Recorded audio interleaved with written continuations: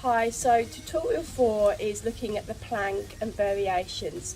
Hundreds of different variations, so I can just cover a few today, but the key thing is to get the basics right first of all, as with any exercise. And again, this is one that 95, probably even 99% of the time I see done really poorly.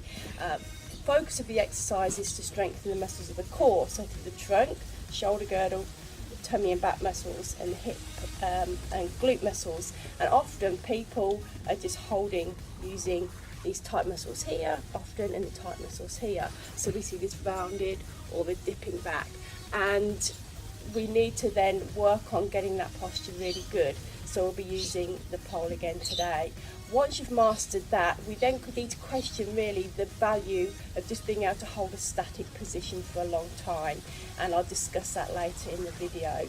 So we'll look at variations to add movement, and just a couple, and you'll find the video is quite long because we're looking at different options for you to progress, so please bear with me and just work through.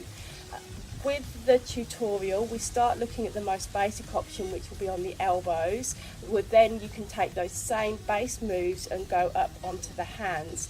The key thing for this is just to ensure, especially those of you that are hypermobile and can lock out at the elbows, that you keep that slightly rounded posture and you don't push through.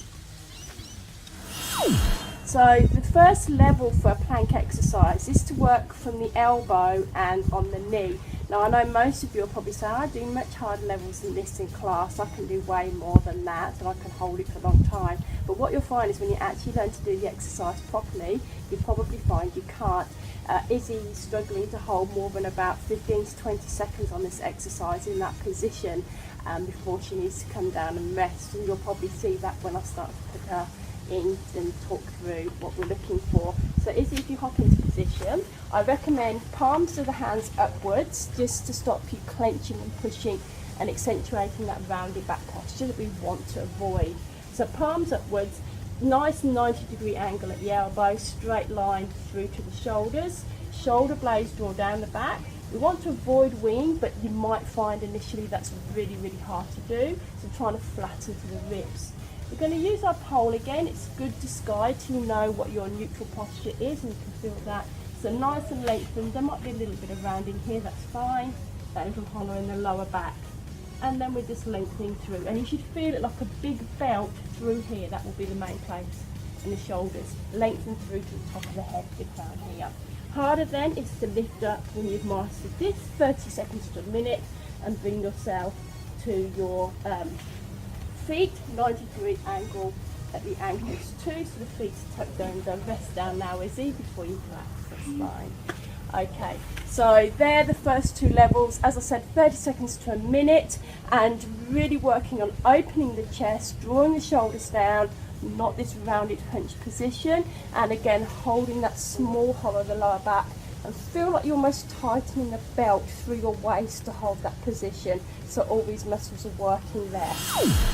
Once we've mastered the progression of the plank on the arms, either from knees and then full position, there are hundreds of different options for making that more challenging, and I can just look to give you a couple of what I might do today. First of all, for the ballerinas that are watching the video, there's the option to work with a resemblance of the arm position that you might use by using these little hand hold position. Now you can buy these very cheaply in some of the big stores. An alternative is to use these kind of hexagonal weights as well. So Izzy's just going to give you a quick demo of that. So like first position, you just round the wrists, put them on the floor. Same with the shoulders and the neutral position of the spine. Just round it this way. That's it. And you can hold, and again you can see how much that's challenging for her to hold that position even just for a few seconds. So that's one option. We can then look to start to add in just a little bit of movement. So I said at the beginning about holding for position, that's great if you just want to be able to stand still. So maybe if you're going to go and work in the army in London, or even for some ballerinas that have to hold a static position at the back for a while, you might have some benefit from holding just a still plank. Other than that, for most of us, we need all those muscles, we've talked about this before, to work together like drawstrings of a puppet and contract and lengthen at the same time. So we want to perhaps look at trying to add some movement into your exercise. One option might be, is you'll just come to that plank position, still the same thing, shoulders back aligned, neutral position of the spine, lengthening through. A good way to check the position of the back is to use your little over ball in that hollow, and you might just look to lift the legs slightly or take it out to the side. Maybe if you could do the other legs, that would be better to show.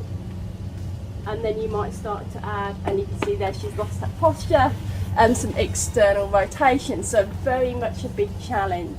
One of my favourite exercises that I use very commonly in my students is one where we start from an all fours position and we progress through. So we start in all fours, shoulders back and through, and tuck the toes under the ankles. We then come to lift here and make sure we set our position. At all the times, the pole or the ball should be able to balance on the back. And then we would take a leg out and another leg out. We might choose to add a leg extension behind, stretching up, making sure that pole stays. And then the other leg, see how hard this is working here, so she's really being challenged. Then the leg should be able to slide right back in and right back in, and come back to all fours, and then you can come back and rest perhaps into a shell stretch position. So that's another way of progressing, and you could do 5 or 6 repetitions of that, holding its position, perhaps a deep breath in and a deep breath out, or 2 breaths in and 2 breaths out, and so on. Finally, you can also take your plank with the feet on the ball. So we start with our chest on the ball and we walk ourselves out. This is just a regular football, but Yep, so remember 55 centimetres is going to be fine for most of you, up to about 160 centimetres tall. We walk ourselves out very carefully, and the further down you go, the harder it becomes. So having the football underneath your thighs will be easier, having it underneath your shins will be harder, going right down to the ankles harder still. I won't send any further. And then you could have your feet on the ball, and then all the same variations I just discussed. She didn't fall in the pool, it's okay. All the other variations I just discussed could be the same. So taking the leg off, taking the leg out to the side, external rotation and so on. So there's heaps of different options for you there. All of them looking at maintaining the shoulders back and down, the lengthened neck, the neutral posture of the spine, so we're not holding here and we're not holding here, or we haven't got that big saggy overextended arch in the back. Hopefully this has been of use to you. Heaps of information, heaps of exercises. Remember, you can always send me a message.